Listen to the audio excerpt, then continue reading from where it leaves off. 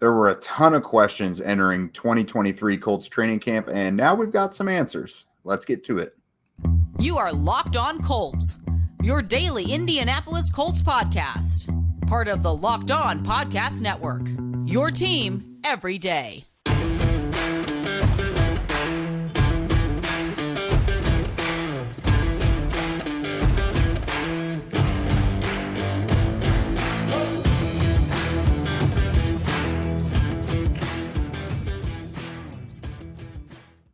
What's up? Thanks for joining us this afternoon, everybody. This is your daily podcast covering your Indianapolis Colts, part of the Locked On Podcast Network, your team every day. And today's show is brought to you by LinkedIn Jobs, which helps you find the qualified candidates that you want to talk to faster. Post your job for free at linkedin.com/lockedonnfl. That's linkedin.com/lockedonnfl to post your job for free. Terms and conditions apply. Welcome to the show again, everybody. I am Jake Arthur. He is Zach Hicks. You know us from horseshoehuddle.com. I've been bringing you all the latest scoopage from Colts training camp, which is now over. Zach has just been cleaning up with all the film reviews and doing all the stuff that we love to read. So again, welcome to today's show. We are on the eve of the Colts' second preseason game against the Chicago Bears. And we're actually got a special little episode today because the folks over at Lou Malnati's, which is Chicago-style deep dish pizza, they were nice to hook a couple brothers up with some of their pizza here. So you will see us eating some pizza throughout today's show. So friends who are listening to audio, I will try and clean this up as much as possible, but you will be listening to the ASMR that is Zach and I chewing a little bit while we talk. So don't worry about that. Yeah, I will say I've never had deep dish pizza before, and in honor of, obviously this is an indie-based place with deep dish pizza, Chicago-style deep dish pizza. So they gave us some free slices. It's actually pretty good. Like, when I first heard of deep dish pizza, I always thought it was, put like someone just mistakenly made pizza the wrong way, and they put sauce on top of the cheese. But actually, it's pretty good. I'm a big fan of this. So. Yeah, if you guys hear me chewing throughout, I enjoy this pizza. I thank you for Illuminati's it's Illuminati's, right? That's what they're called. Lou Malnati's, not Illuminati. Sorry, Lou Malnati's. Obviously, I'm not from Indy, so I don't know it as well. But Lou Malnati's sent this to me all the way in Virginia. Really good pizza. Really good pizza. I highly recommend. I even put some Italian seasoning and some garlic on top. Very, very good pizza. Yeah, no, this is really, really good. Again, I live in Central Indy. They've got a bunch of different locations. I got mine from the Avon location. That's the one closest to me. So thanks again to them. Cannot recommend that enough. So Indiana, we are for sale. If someone wants to hook us up with some tenderloins or something now, you're on the clock. We'll go ahead and get to some Colts topics now. So again, training camp is a wrap. 13 practices. That included a preseason game against the Bills, 2 joint practices against the Bears. So we want to start with going into the biggest storylines. There were a lot of big storylines going in, and we've got, if not resolution, we've got some clarity to a lot of those topics now. So Zach, it was Shane Steichen's debut as a head coach. I think this offense is going to look vastly different now. We know who the quarterback is now. I think we know some things they can do to maneuver around the issues of not having Jonathan Taylor.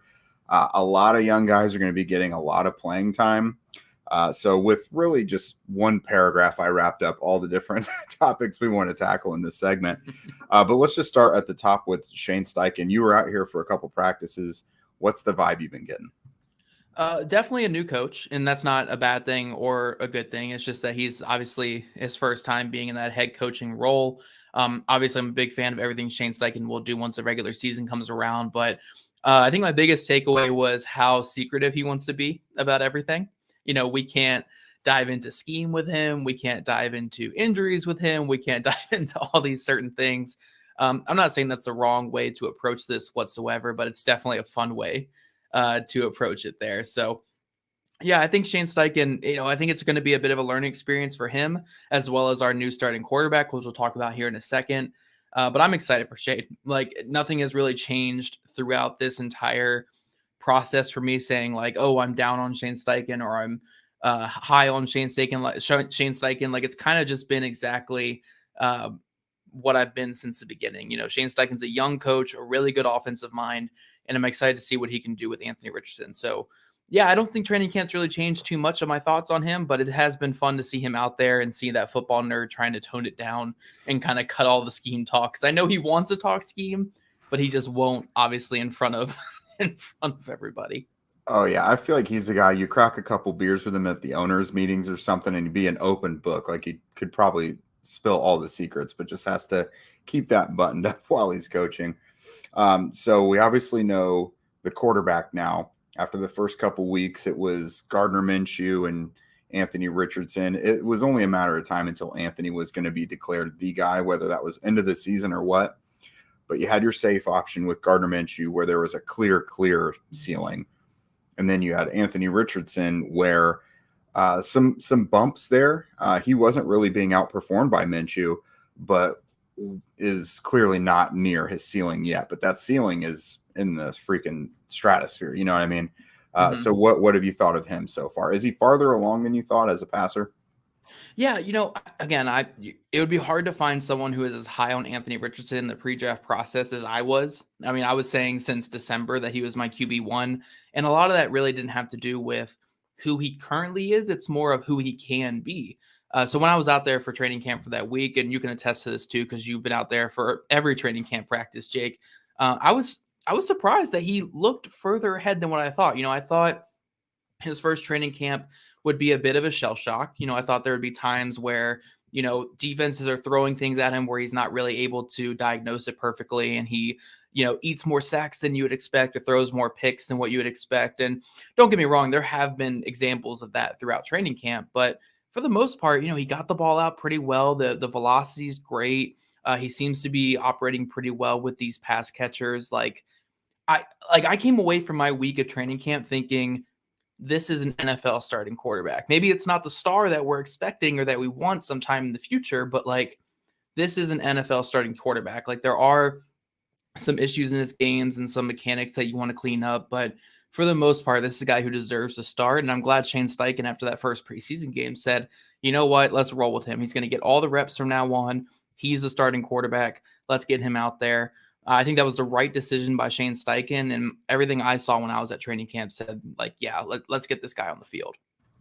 Absolutely. There's just been, you watch those two guys play, and you just see Gardner, and you're like, yeah, this can get them by for a couple weeks. It's just going to be, it is what it is. But with Anthony, there's just so many more things you can do. Sure, he hasn't seen near as much as Gardner, but the athleticism, the arm strength, all of it. The playbook just seems more open there. There was a couple big veteran news and notes. Jonathan Taylor has been there in Westfield for half of training camp, but has been excused away from the team for this last half, really. Contract dispute, physically unable to perform list with an ankle. Basically, that is what it is. We've talked about that ad nauseum. But linebacker Shaquille Leonard, very positive note. He's been practicing throughout camp. The only day I can really recall missing was this last practice. He's only been getting steadily more and more involved, moving around really well, was able to play in the preseason game, which means they're letting him get in full contact. I mean, he could have been just as involved in the physicality as Grant Stewart was while he was out there. You know what I mean? So it looks like, the chains are off, really positive development. Yeah, I would say if you told me going into training camp that Shaquille Leonard would practice almost every single day and he would be doing full contact, and then Jonathan Taylor would be holding out with contract. I'm not saying holding out, but you know what I mean? This constant back and forth at the beginning. If you told me that back in June, I would be like, what are you talking about? I never would have expected, I think, either of these outcomes. I never would have expected Jonathan Taylor to be doing or to be having all this kind of drama that we've seen this offseason. And then obviously Shaquille Leonard, we voiced our concerns about that quite a few times here on the podcast. So on one hand, it's great to see Shaquille Leonard out there. It's great to see him playing and doing all the physical stuff that we want to see and being on track to start week 1. And then on the other hand, it's unfortunate that the Jonathan Taylor situation has gotten to where it is. So a little bit bittersweet with those two news and notes there. But at the end of the day, I am happy to see Shaquille Leonard back out there because we were very concerned, obviously, earlier in the offseason. But it seems like all things are pointing in the right direction with that. Very good for the linebacker group in general because EJ Speed, we like to see him out there and everything, but the depth is still, maybe leaves a little to be desired. You definitely want to see Shaq and Franklin and Speed out there versus Doman or Stewart being that third guy, for example. So definitely a boost. Yeah, for sure. And coming up, guys, we're going to talk about some of the biggest winners or stock up guys throughout Colts training camp and the players that really impressed us in what we saw out there with Colts camp. But first, these days, every new potential hire can feel like a high-stakes wager for your small business. You want to be 100% certain that you have access to the best qualified candidates available. That's why you have to check out LinkedIn Jobs. LinkedIn Jobs helps you find the right people for your team faster and for free. Just add your job and the purple hashtag hiring frame to your LinkedIn profile to spread the word that you are hiring. Simple tools like screening questions make it easier to focus on candidates with just the right skills and experience so you can quickly prioritize who you'd like to interview and hire. It's why small businesses rate LinkedIn Jobs #1 in delivering quality hires versus leading competitors. LinkedIn Jobs helps you find the qualified candidates that you want to talk to faster. Post your job for free at linkedin.com/lockedonnfl. That's linkedin.com/lockedonnfl to post your job for free. Terms and conditions apply. And everydayers, again, we're going to be back with you guys all week next week, Monday through Friday, to talk about the Colts. Obviously, Jake's not going to be there in person to give the scoop that he's been giving, but we will still be talking Colts training camp, talking about just kind of the overview of this Colts roster. So everydayers, make sure you're tuning into Locked On Colts next week for Colts joint practices with the Philadelphia Eagles. All right, Jake, so diving into our stock up or just kind of our biggest winners of training camp so far, the one guy I kind of wanted to lead this segment off with was a player that you put in our notes here where I know a lot of fans have been kind of talking to me being like, hey, I haven't heard much of this player. I haven't heard much of him. Like, how's he doing in camp? But you have him as one of the biggest winners, and that is defensive end Kwity Paye. Kwity Paye might be flying under the radar so far this offseason, but you've seen some pretty good things out of him, right? Yeah, absolutely. Especially in the last week or so. We've talked about every year when these joint practices get going, it seems like there's always a couple guys that kind of come alive at that point. And that's been Kwity Paye. He basically lived in Chicago's backfield, harassing Justin Fields and the running backs. So he's looked really good. He's had, would-be sacks or, consistent pressures throughout most of the practices, it seems like. So that's a guy. The Colts don't have a proven clear-cut top pass rusher, so you're hoping someone steps up in that capacity this year. And it's certainly Kwity Paye's turn to do it. You know what I mean? He looked like he could get there last year at times when he was able to play, but that ankle just kept him from being able to fully participate. So you hope to see that moving forward this year. And then I asked him about his health after practice yesterday, after the last practice. He had the ankle that bothered him all year, similar to Jonathan Taylor. And I said, you've been out here pretty much every practice. How's the ankle? Is that fully gone in the past? And he said, oh, yeah, that's not even a thing anymore. So the guy's fully healed, feels great, looks great. All thumbs up there. That's good. And then we have a couple pass catchers as well.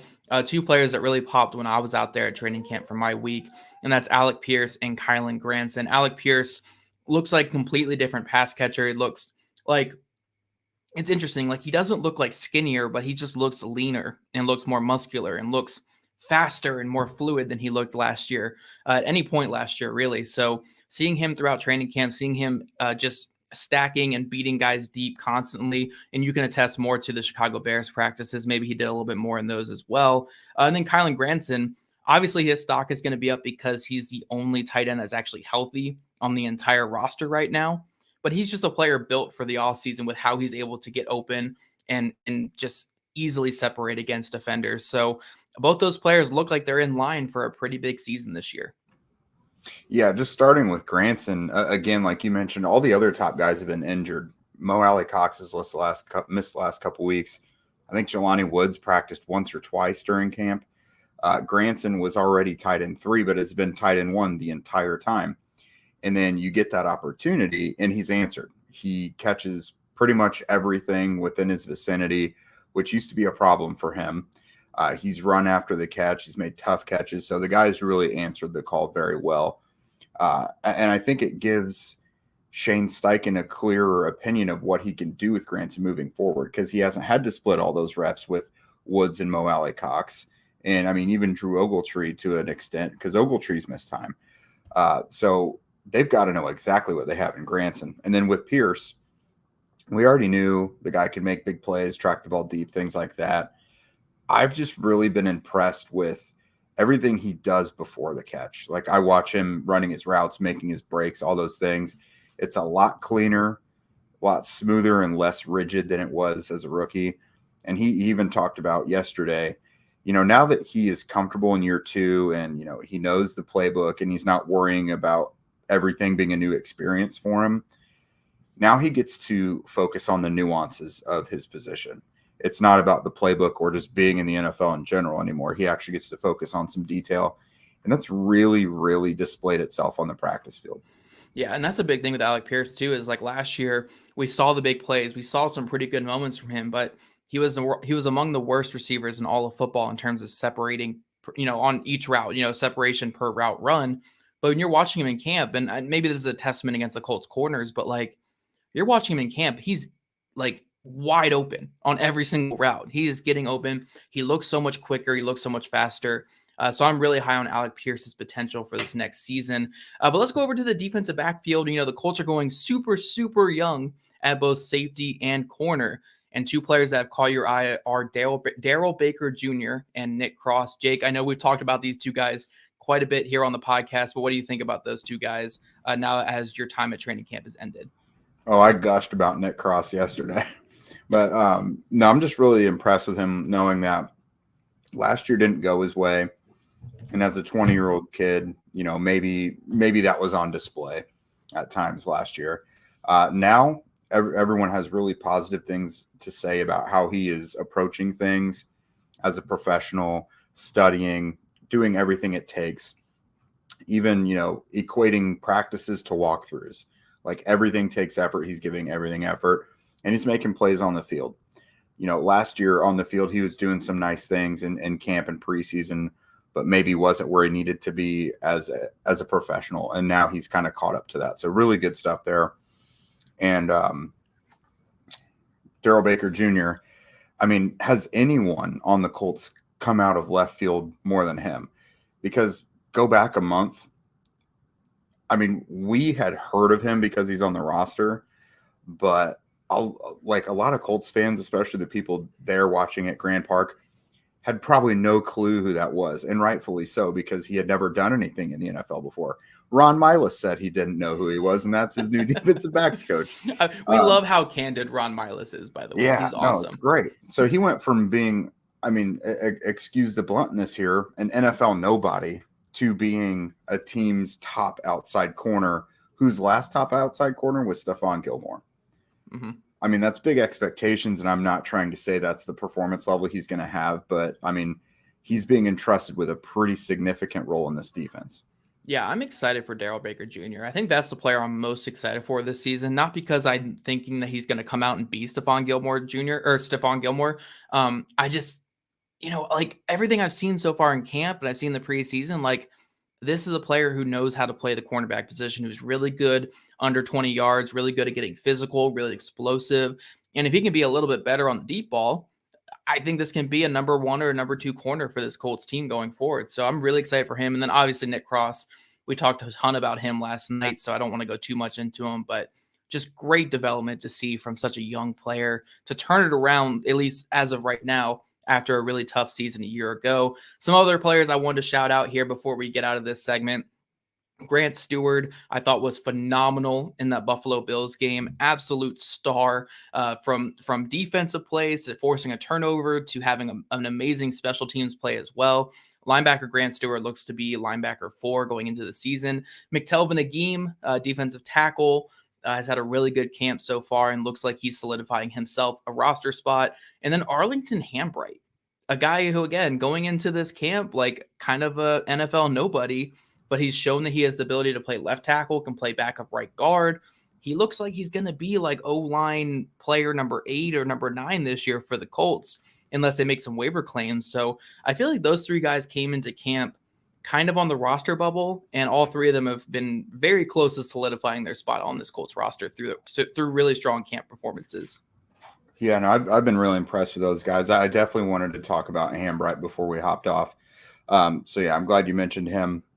Now, moving forward in segment 3, we're going to kind of look at the flip side, some guys that maybe weren't able to impress. Maybe they were banged up. We need to see more from them.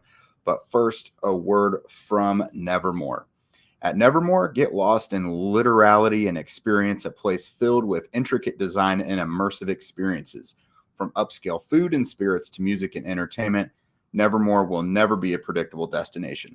There's 25,000 square feet of space, which features multiple rooms with different themes even.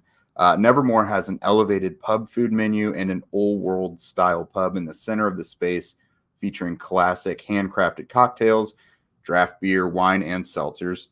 There's also a secret passage to a hidden speakeasy bar, a rooftop terrace, which I've seen it has an absolutely incredible view of the city, right down to Monument Circle, a game bar with classic billiards, duck pin bowling, arcade games, and more. Again, I've been there. I was blown away by that place. Like, I wish it was Nevermore when I was in my early 20s and going out to the bars a lot more, because I would have been there all the time. That place is awesome.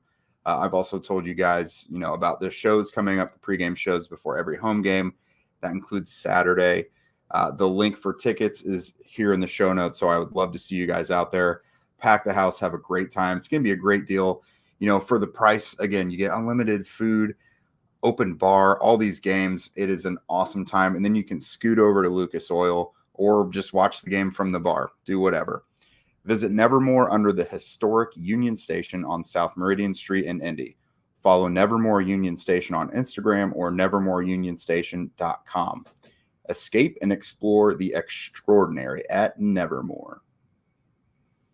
Zach, so this summer, there was a lot of guys who we had circled in big red marker as guys who needed to do something, or guys who we assumed would have big summers. And some of them just really haven't been able to do that. Looking at a pair of tight ends here first, Mo Alley-Cox and Jelani Woods. Now, the reason I don't include Drew Ogletree in this is because he just needed to prove that he was back from the knee, and he is. Mm-hmm. He's got a shoulder right now that has cost him about a week or so, but they didn't put him on IR or anything, so I think he's going to be fine. But yeah, Mo Alley-Cox has missed like 2 weeks with an ankle injury.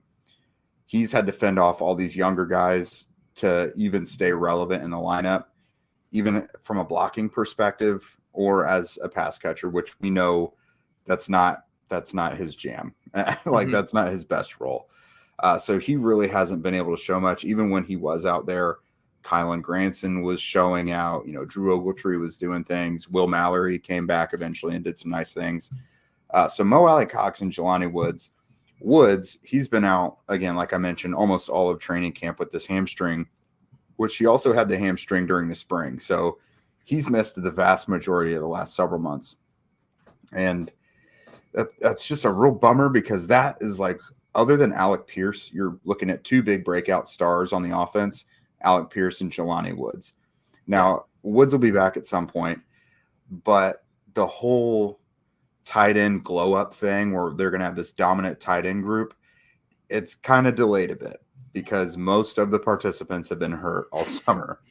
Yeah, I know. It's like 3 or 4 guys have been hurt like every single day at practice. That's why they have rostered like 11 guys right now on the 90-man roster. But yeah, I would agree that those are 2 guys that I wouldn't call them losers right now, because one, that's just a weird term to say for NFL football players, but needs to show out, I think is a good way to phrase it, because for Jelani Woods, like, he's making this team, and when he's healthy, he's tight end 1 on the roster, but he needs to be healthy. You need to get that hamstring figured out. It's been something that's been bugging him since spring, and now is bugging him throughout all of August so far. So it's like, we need to get Jelani Woods on the football field. And then for Mo Alley-Cox, like you said, the Colts are kind of embracing this youth movement at like every position.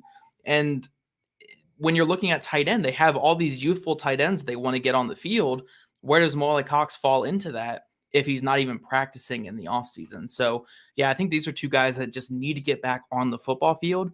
And then when they do, they need to show out to prove that they're worth playing over guys like Kylan Granson, who has been healthy this entire offseason and has been showing out so far throughout camp. So, yeah, I think it's really big to get both these guys back on the field, especially for Molly Cox if he wants to make the team, but for Jelani Woods just to be healthy and actually practice in the Shane Steichen offense. Yeah, without a doubt, because Kylan Granson right now, tight end 1. To a certain extent, because I think they trust him to block a little more than people think at the moment as well. So no, for sure. I think yeah. no, sorry, I didn't want to interrupt you there, but yeah, I think Kylan Granson, it has to be tight end 1 as of right now. Like, we're both really high on Jelani Woods, and we think when Jelani Woods is healthy, he should be tight end 1. But as of right now, Kylan Granson is your best separator in the group. He's a guy who can get open, especially in backsides, 3x1s, or if you're going to go empty, being like a 2x3 inside guy. Like, he's going to be a guy who can get open for you, and that's what you need for your young quarterback. So as of right now, yeah, Kylan Granson is tight end 1. He's also H-back 1 for like that fullback role. Kylan Granson has really stood out compared to these other tight ends who've just been hurt throughout all of training camp. Yeah, and someone over here, Adam Jameson, made a good point. Are the tight ends not going to play as big a role in Shane Steichen's offense? Dallas Goedert is pretty good and only had 55 balls. So Goedert was hurt for like half the year. I think he was on pace for actually to have a pretty big year. So as long as Steichen there you go. As long as Steichen has a healthy crop of tight ends to go to, I think they'll be very involved, which is why I think if Kylan Granson remains the only healthy guy, big ups to him. I mean, he's going to have big numbers. But moving along to another guy who is notable on the lineup, Julian Blackmon. He spent a lot of time out as well with a hamstring. Like, I think he missed the first couple weeks as well. In his absence, Nick Cross was awesome. You know, and then when Rodney Thomas went out for a few days, it was Blackmon and Cross out there. But then during these joint practices with the Bears, I don't really think Julian Blackmon was out there very much during the 11-on-11. So again, it was Nick Cross out there balling out with Rodney Thomas. And if you're the Colts, do you not see that pair and say, that's our future at safety? Because I mean, I've always been a very, very big Julian Blackmon fan, and I think he brings a value this year that Rodney McLeod did last year. Similarly, he's an older guy who's always been very cerebral, always had a great football IQ, great communicator. So he could certainly help in that way, but he's a free agent after this year as well. So how do the Colts see that? You know what I mean? Like, do you just go with the youth movement at safety with two guys who are playing really well? I will say it is funny, though, just to throw a little quip in here, that Julian Blackmon is an older guy, and I think he's like the same age, if not younger, than Rodney Thomas. Like, yeah, that's hilarious to me. But no, I'm with you. I think, like, look, if Nick Cross at 21, I think he might be 22 when the season starts, but like, if Nick Cross is showing to be the strong safety that you drafted him to be, how do you put him on the bench? How do you take him off the field? Like, I know that we love Julian Blackmon, a very smart football player, plays really physical, and he can probably project really well to being a strong safety. But if Blackman's been out this whole training camp and Nick Cross has been stepping in and playing exceedingly well, how do you go back to Julian Blackmon when Julian Blackman's coming up on being a free agent where you have Nick Cross under control for another 2 to 3 years? You know, like, I think if Nick Cross continues to show out, you have to roll with Nick Cross, and then Julian Blackmon kind of becomes your backup slot, your backup strong safety, your backup free safety, kind of that versatile backup, which is still valuable. But like, if Julian Blackmon wants to keep his strong safety spot, his starting strong safety spot,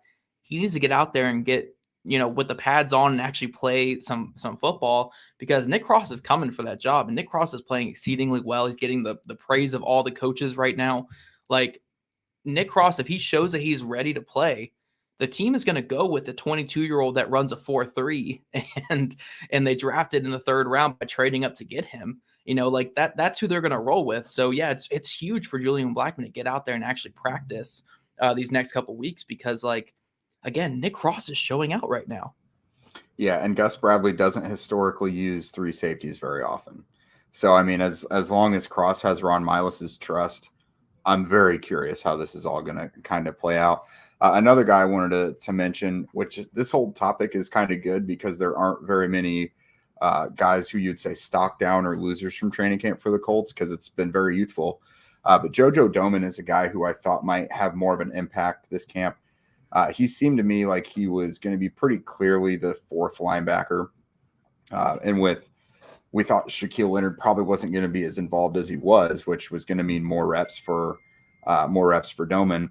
Now the fourth linebacker has seen quite a few reps with, EJ Speed has missed a little bit of time.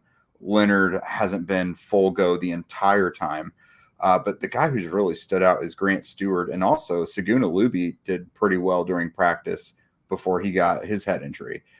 So Domann's been fine. I don't want to make it seem like he hasn't done anything, but Grant Stewart has been very, very involved, and from everything I've seen is the fourth linebacker right now. So I think there's a golden opportunity for him in these final two preseason games to really show out and do some things. Yeah, and I want to throw out a couple more guys that I just want to see a little bit more of in these next couple of preseason games and obviously in the joint practices next week. But Juju Brents and Darius Rush, you just want to see more of those rookies getting out there and playing and performing the way that we know they can. They've missed a lot of time and they've kind of been slow getting back up to speed, but I'm not too worried about them. They'll probably both make the roster, but it's just like, you want to see a little bit more from them.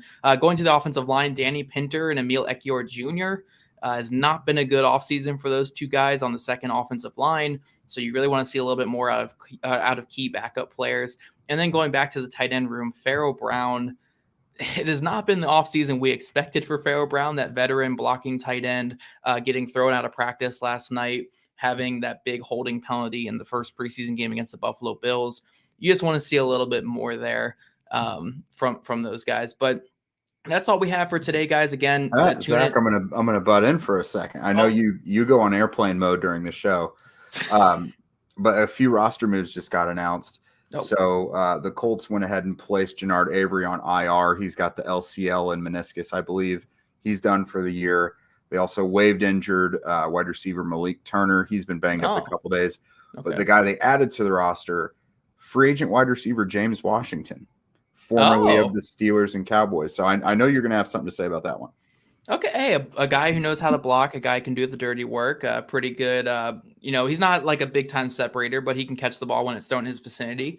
Very interesting move there. So that'll be something to watch for sure.